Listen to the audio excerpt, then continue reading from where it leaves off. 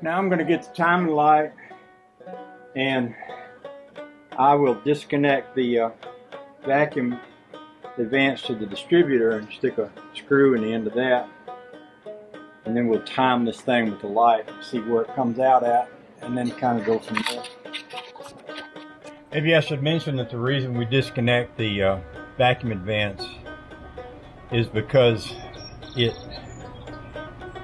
advances the timing using the vacuum from the engine, and when you're setting the timing you don't want that to be in play.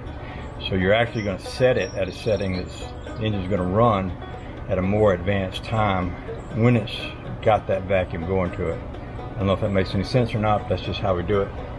Now, let's go.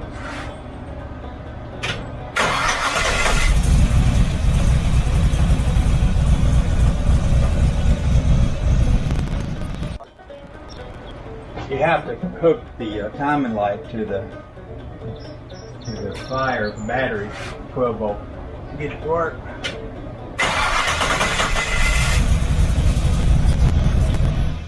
Might be a bad timing light. I've got like 3 of them. I noticed the wire that goes to the spark plug here doesn't look that great, so I'll get another one. Let's try this one.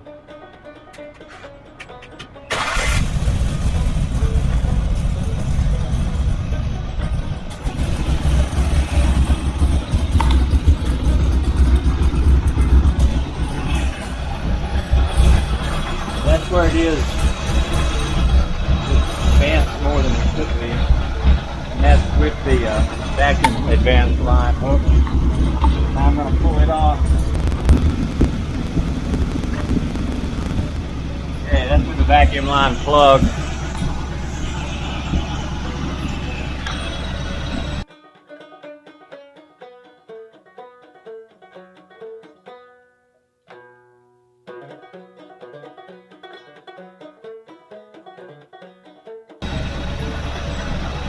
I'm way too far advanced. I might have to loosen the distributor to get it to turn.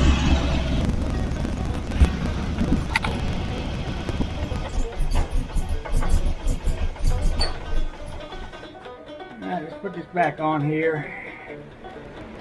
That sounded really slow, but let's see how it sounds with that on it, and you might want to increase the auto speed a little bit. Try it without doing that first.